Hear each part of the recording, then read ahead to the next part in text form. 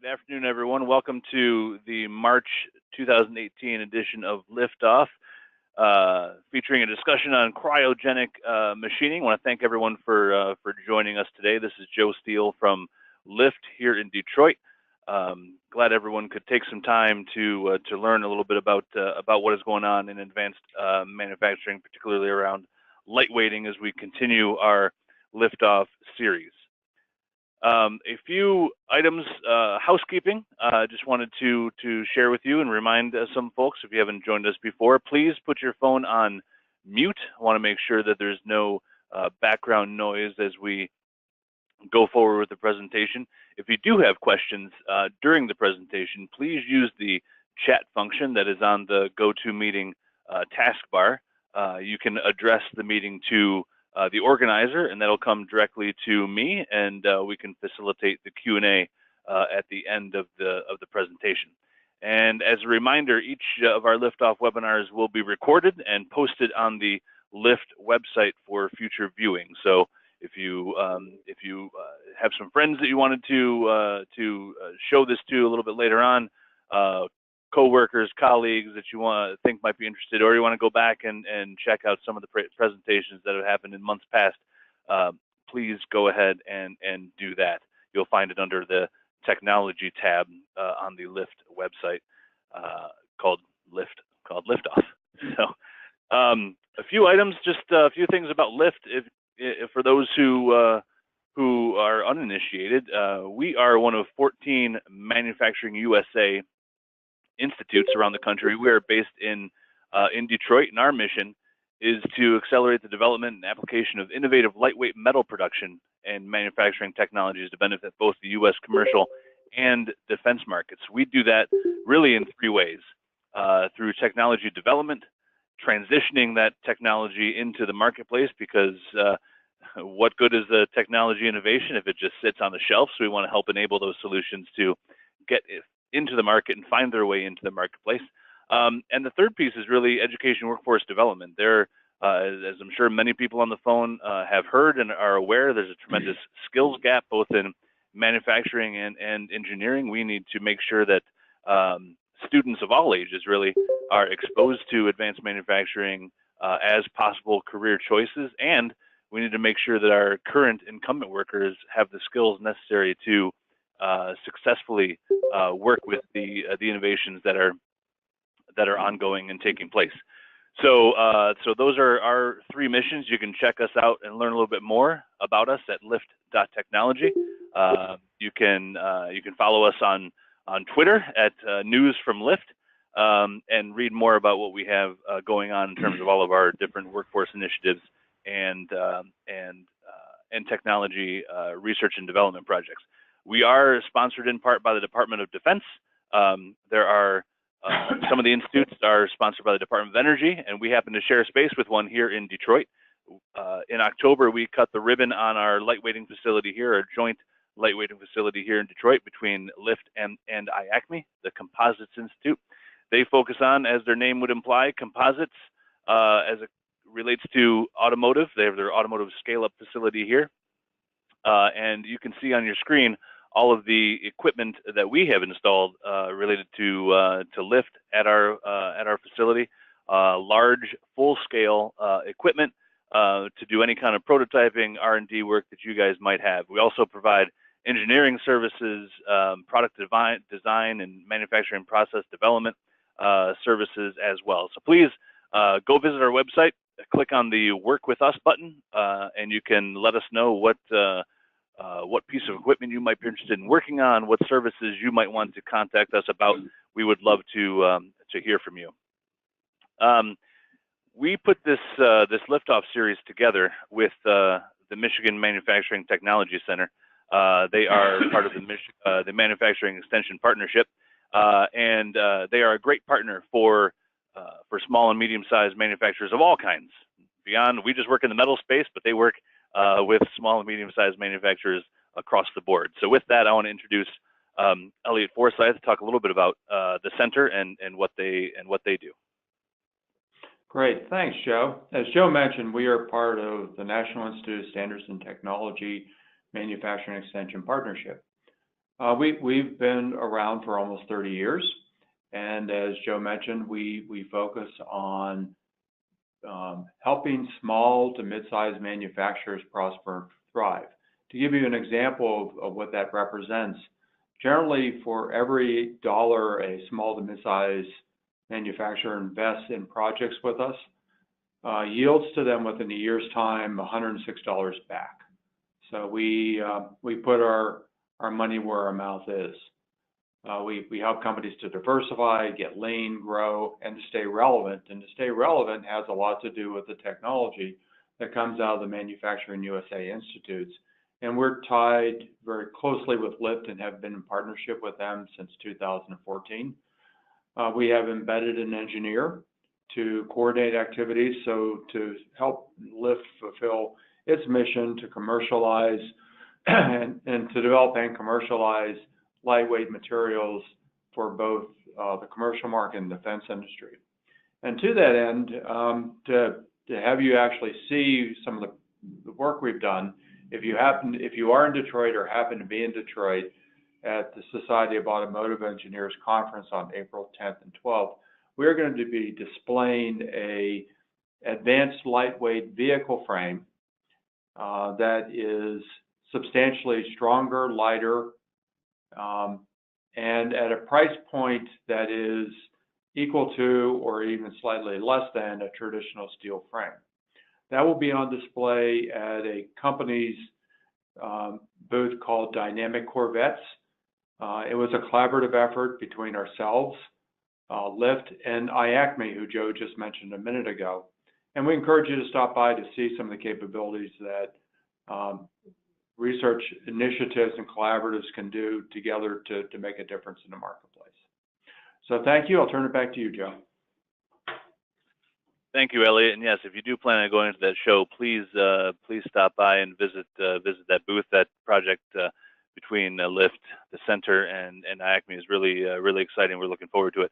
One thing I failed to mention about LIFT and our high bay facility here, because we just unveiled it, announced it earlier this week, is if you log on to our website and click on the high bay page, you can now take a virtual tour of the high bay. You can virtually walk around right from your computer and check out all the equipment that we have here. So if you haven't had the chance to walk through personally, I would invite you to do so if you're in the area. If not, please visit the website and take our 360-degree tour. So enough about us. Thank you very much, Elliot. Now I'm the team of the hour are going to hand it over to Mike Judge to take us through 5ME and their cryogenic machining technology. So Mike, I will hand it over to you, and the floor is yours. Okay, thank you, Joe, and thank you everyone for taking some time out of your busy schedules today to learn more about 5ME and our cryogenic machining technology.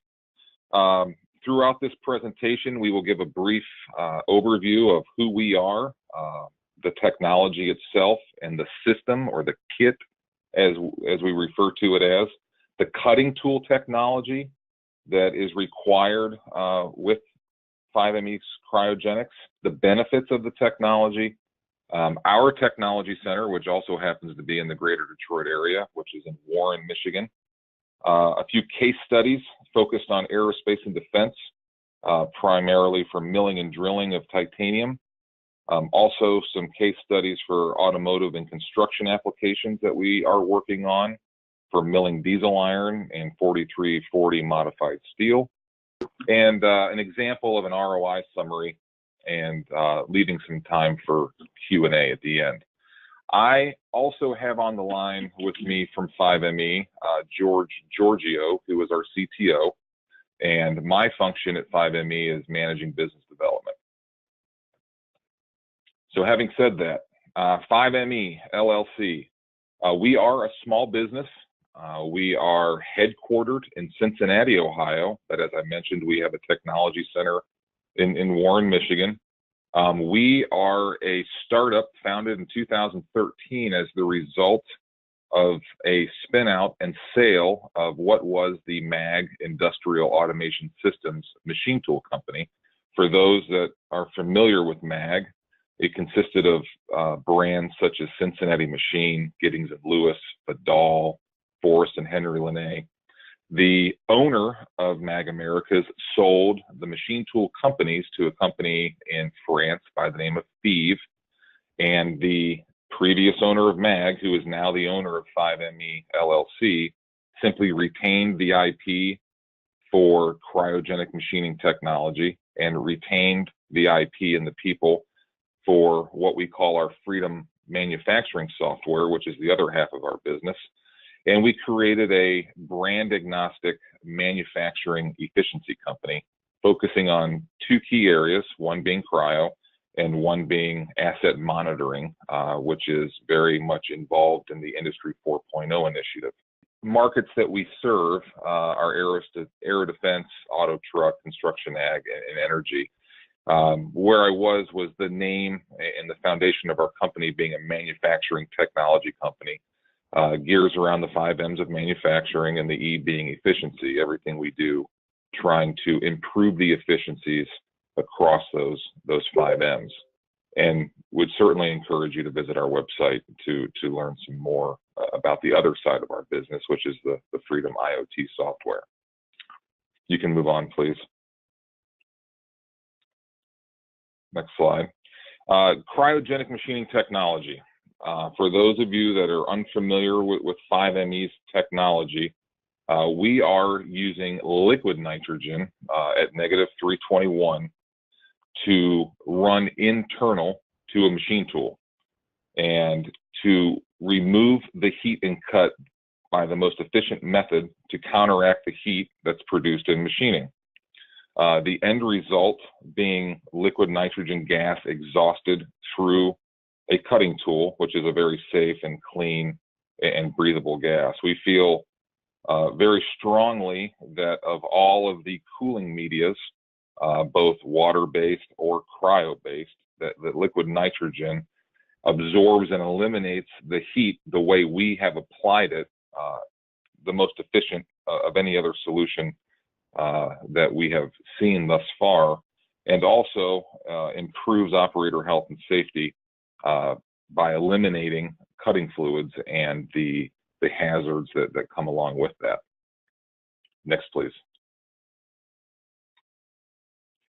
From a cryogenic system, or a kit as we call it, there are some subcomponents that make up the system, which include what we call a source, a feed, a subcooler, control, and lance. And what you see on the screen here is a 4-axis horizontal machining center with our kit installed as it would look on the machine itself. If you go to the next slide, we remove the machine and you can see the actual hardware as it is on the machine. That includes the doer, the subcooler, the vacuum jacketed lines, the rotary union for cryogenic flow, as well as a lance that goes through the ID of the spindle, the existing machine spindle and drawbar.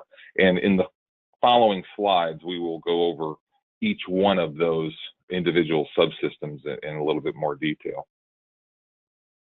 Next slide, please.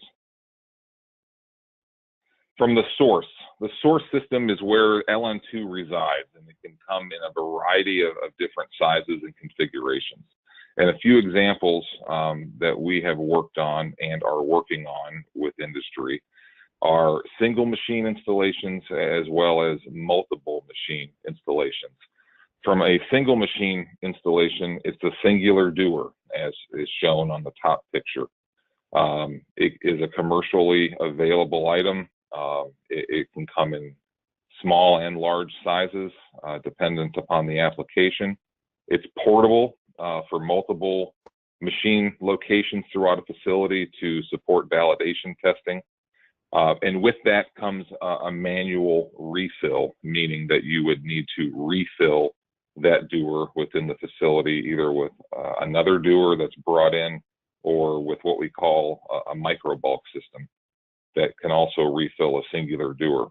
And this is very common for end users that are interested in either testing the technology or implementing it on a single machine tool, because it's the least cost of entry and it's the simplest installation. When you're interested in a larger scale production environment, a multiple machine installation or a production machine installation that's depicted on the bottom of the slide is one in which, especially in the aerospace industry, liquid nitrogen is very commonly used and on most campuses. So you can run from your external source feed lines to each individual machine, which takes out the manual intervention of refilling a dewar and makes it transparent, say, to a machine operator, and allows you to run in more of a production environment without interruptions of filling. Next slide, please. The next three subsystems being the feed, the subcooler, and the control. The feed system are the vacuum jacketed insulated lines that run from the source through the machine to the back of the spindle. These are vacuum jacketed, so they are actually ambient temperature on the OD while running -321 liquid nitrogen through these lines. The subcooler feed runs up to the subcooler, which is a patented subcomponent which removes pressure generated heat out of the system. When you move liquid nitrogen, there's always risk of it going above its -321 temperature and gas forming. So what the subcooler does, which George and his team invented and patented, returns the LN2 flow back to -321 and condenses any dual phase or gas flow 100% back to liquid. Another key element of the subcooler is that it prevents formation of nitrogen gases downstream in the system from the subcooler, ultimately through the cutting tool, and prevents heat leaks and pressure drops. And equally as importantly, it allows for accurate liquid metering for the flow control valves, which we'll touch on in a few slides. And it allows control integrated and consistent and reliable LN2 flow through the system, which is another key point based on maybe legacy cryogenic systems that have been tested. That was a big negative relative to being able to monitor the flow of liquid nitrogen for it to be very repeatable and generate results, whether it be for productivity or increase of tool life. Next would be the control itself. The control system that is a part of the 5ME kit controls and regulates the flow rate through the feed system. It's programmable, has an NC control-based system that allows operators to manually control the flow rate as well as program it into a CNC program. It allows for testing manual override to adjust the flow rate. It's also integrated into the e-stop of the machine. And most importantly, it's very user-friendly. And some of the machine tool builders that are applying the technology, Akuma, for example, as you see on the bottom right-hand corner, have actually created a cryogenic app that can be downloaded from their app store, in which it is completely integrated into the machine to monitor and method cryogenic flow directly into their OSP control. Next, please. The next subcomponent is what we call a lance, and that is a vacuum jacketed tube that is installed into the existing machine tool spindle and drawbar. It's very common when people speak to us about our technology, they have an assumption that the machine tool spindle would need to be removed, it would need to be replaced, but there's a special cryogenic spindle required, and that simply is not the case. we simply install the lance into the existing machine tool spindle through the existing ID of the drawbar. And the different lance configurations are capable of both high torque and high speed applications. We've installed the technology on machine tool spindles as high up to 24,000 RPM applications, as well as very high torque applications ranging from titaniums and steels up to some testing that we're starting now relative to composites. It's an insulated tube, which prevents any negative influence on the spindle or bearings and prevents any thermal cycling issues. And again, it goes through the existing ID of the drawbar. So you can maintain coolants on the machine if required. If you are running a machine that requires or has a need for external flood coolant, that can be maintained on the machine. And you can actually switch between external flood coolant and internal liquid nitrogen. Next slide, please. The next several slides will touch on the cryogenic cutting tool technology. The 5ME cryogenic cutting tool technology is unique and has multiple patents granted and many, many pending. And the root of the technology is where we are able to route the liquid nitrogen, again, internal to the machine and internal to the cutting tool. And it is a very efficient way to remove the heat out of the cutter as compared to legacy cooling methodologies as depicted on the left-hand side, whether it be with coolant, water-based coolants, or either other external cryogenic medias. As the insert creates the chip, we are able to route the liquid nitrogen to the most important aspect of the cutter, where the shear zone, the frictional rake face heat, and the heel heat all converge. And we're able to create this super cooling effect, applying LN2 where it's most needed to absorb that heat. Next slide, please. Some examples of the design, both from an indexable insert and round solid carbide application. Specifically, the end mill example in the middle, you'll see that we allow the liquid nitrogen to route internal through the ID of the cutter, flow out radially to the flutes, and then back vent away from the workpiece.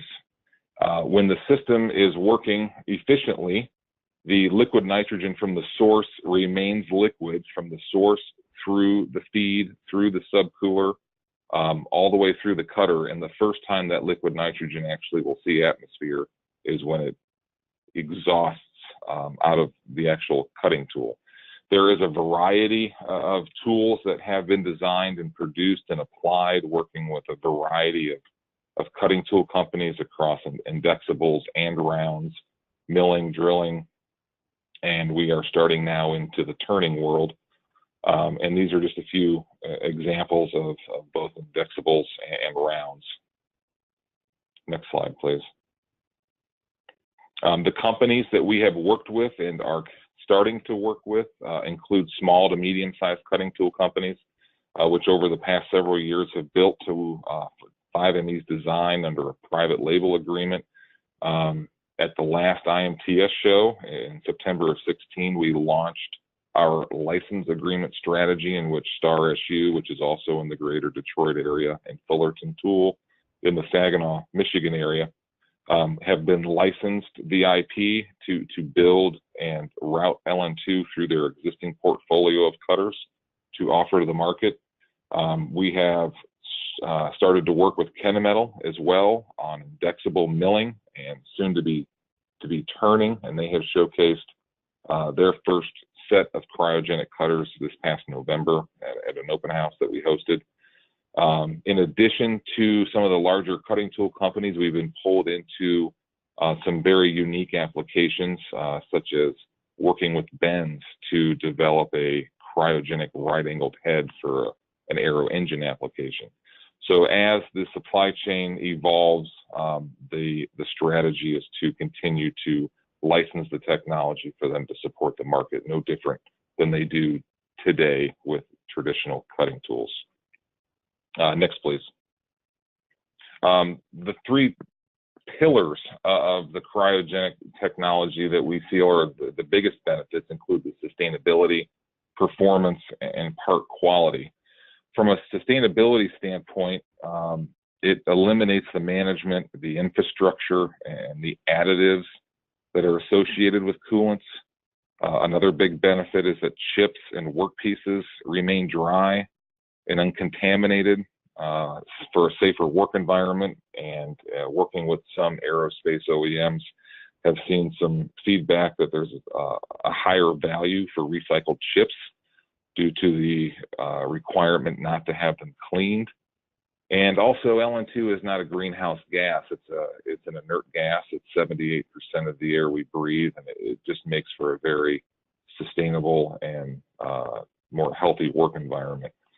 From a performance standpoint, which is where we'll focus today's case studies on due to staying within the time limits, it helps dramatically increase, by reducing the heat and cut the most efficient way possible, the processing speeds, cutting more parts in the same amount of time with the same machine, lowering your overall cost per piece, and with that, of course, increasing metal removal rates and tool life, reducing tool wear.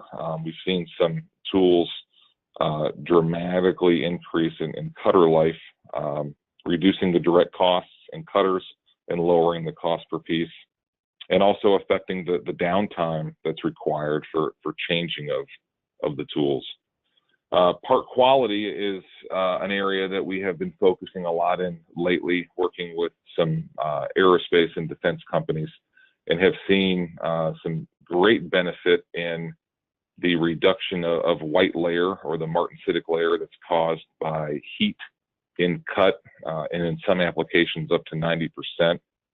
We've seen some drilling applications where we've been able to reduce white layer upwards of 50%. And we've seen some data come back from turning steel that falls in line with around an 80+% reduction in white layer.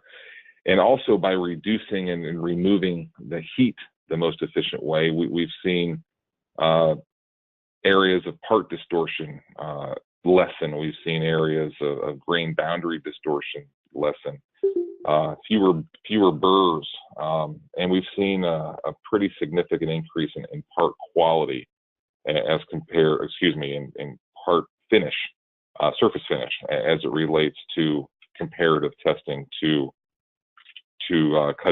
flood coolants. Next slide, please. The next slide is an overview of our technology center. Again, as I mentioned, George and his team are all based out of Warren, Michigan. We have a very nice 30,000 square foot facility that houses all of our application engineers, our R&D engineers, our machine technicians. And at any given point, we have anywhere from 3 to 5 cryogenically enabled machine tools on the floor, all dedicated to R&D and customer projects, ranging from 4-axis horizontals to 5-axis vertical machining centers. And we will be introducing some turning centers throughout the balance of this year and into the IMTS season as well. So we would encourage anybody who's in the Detroit area to come visit us anytime, and you can witness a demonstration in person, or we can discuss your application further. Next slide, please. The next several slides are some case studies focused on aerospace and defense and some automotive and construction applications. I certainly won't read all of the machining parameters to you, but as you can see, working with some of our cutting tool partners, we have seen some dramatic reduction in cycle times, increases in feed rates, increases in metal removal rates. For example, working with Kennametal on a high feed mill application for milling titanium 6AL for some aerostructure applications. In one-to-one testing with tool life being equal, we've seen upwards of 42% reductions in cycle times, which you'll see later in the presentation can have a pretty significant impact on an ROI model running in production. Working with Fullerton tool, we've seen 200% plus increase in feed rates. Again, routing that liquid nitrogen directly to the source of heat and absorbing that heat as it's produced, allowing us to run faster and increase the productivity of these cutters and these difficult to machine materials. Next slide, please. Also in the aerospace and defense, as it relates to metal removal rates, working with Star SU on a 1-inch 5-flute solid carbide end mill, have been able to run significantly faster, up in the upwards of over 4 cubic inches per minute, which has had a dramatic impact on some customer applications, as well as finishing. This is an area that we're going to be spending a lot of time on the balance of this year, due to being able to achieve in the upwards of 600 SFM. And George and his team have recently been able to increase that number close to 1,000 SFM.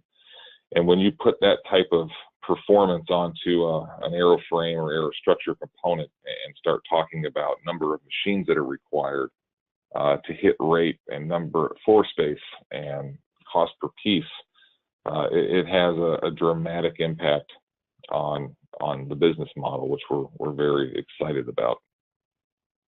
Next slide, please. Similar for automotive and construction, with some other of our smaller partners such as Premier and Ultramet, which are cutter body manufacturers and indexable insert manufacturers.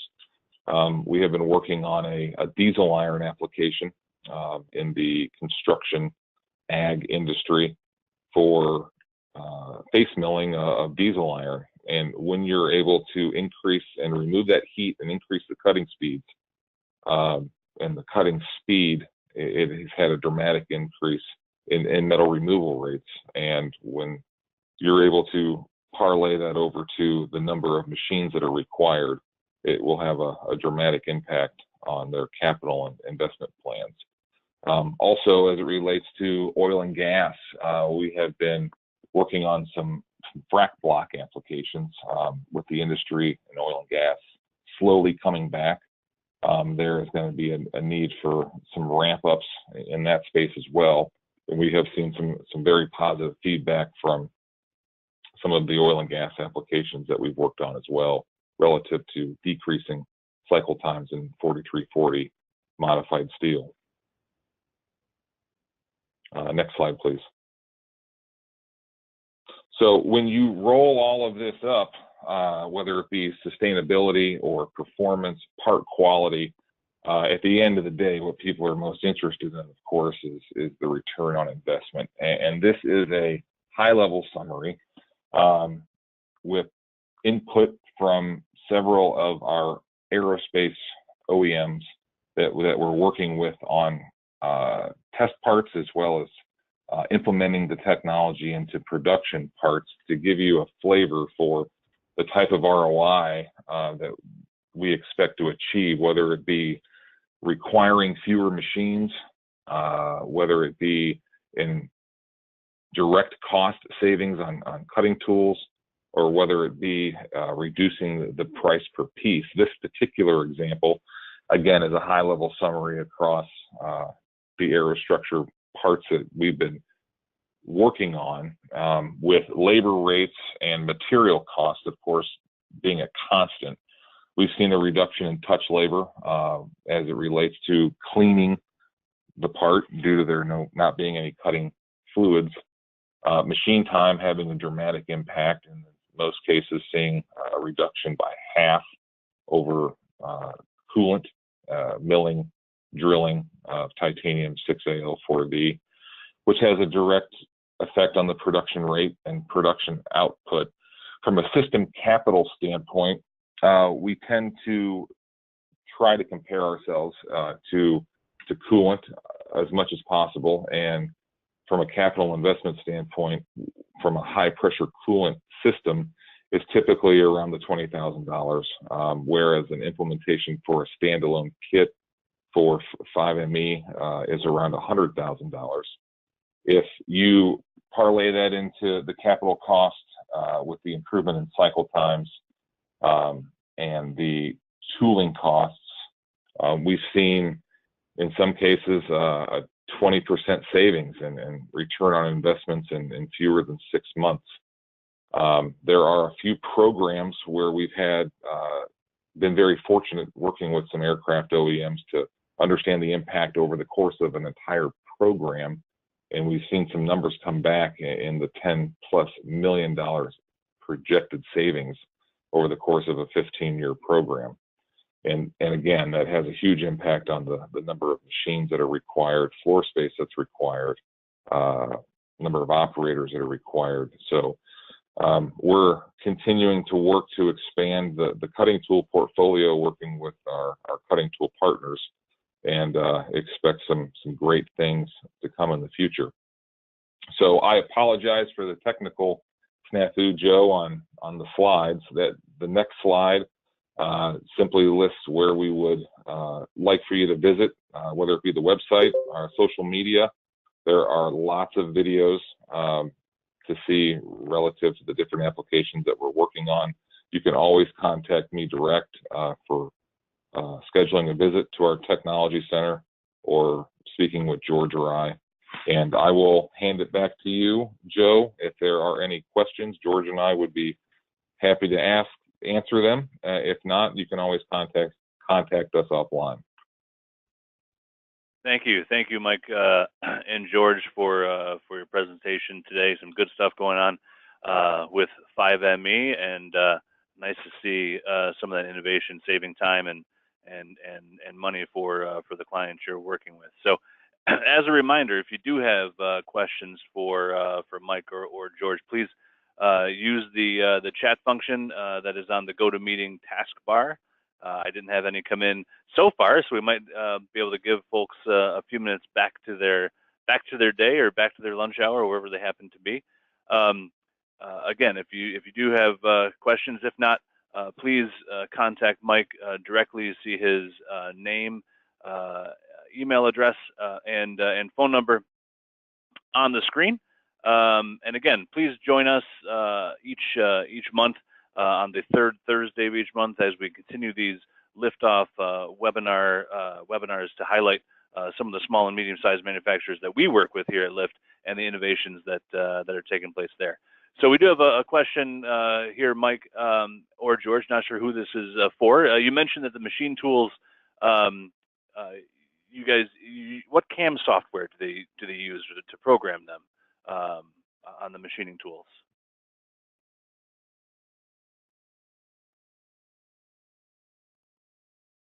Oh, I'm sorry, Joe. This is Mike. I had you on mute.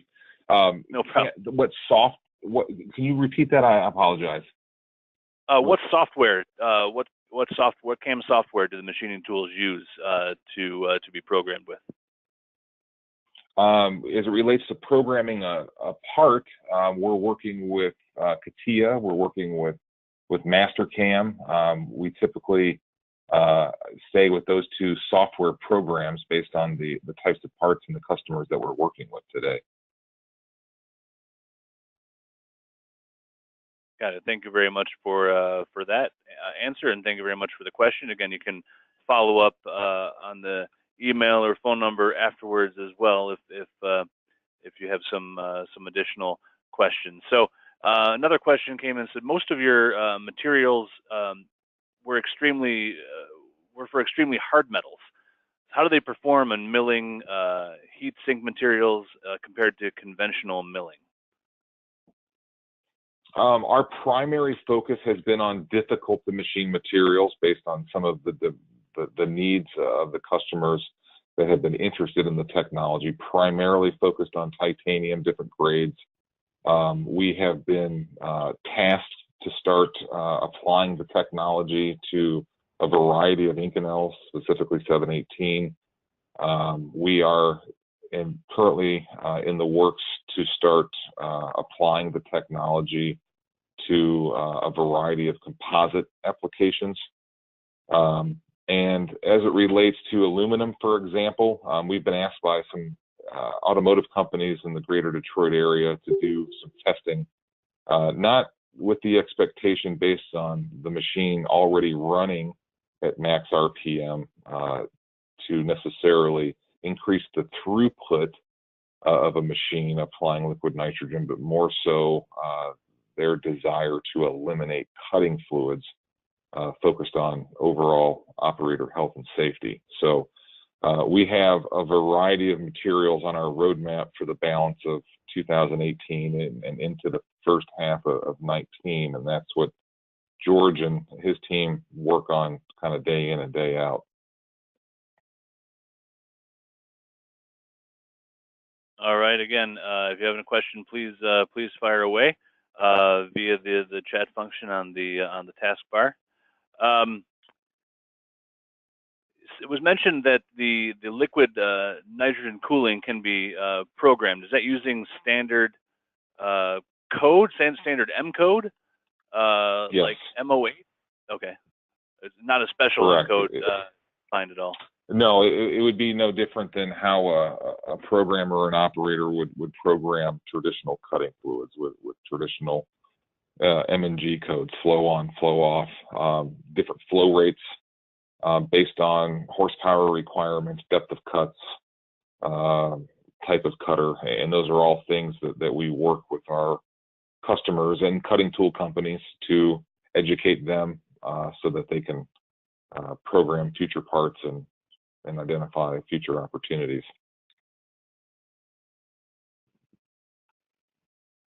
All right. Well, I think that may have exhausted the questions that we have. We'll give folks a little bit of time left back in their hour. So I just want to thank Mike and thank George for their presentation today. Again, please reach out to them directly if you want to follow up more. Visit their website or give Mike an email or a phone call. And thank you very much for your participation today in the March edition of the Liftoff. And stay tuned for what we have coming up next. And remember to join us on the third Thursday of each month at noon Eastern time. With that, have a great day, everybody. Thank you.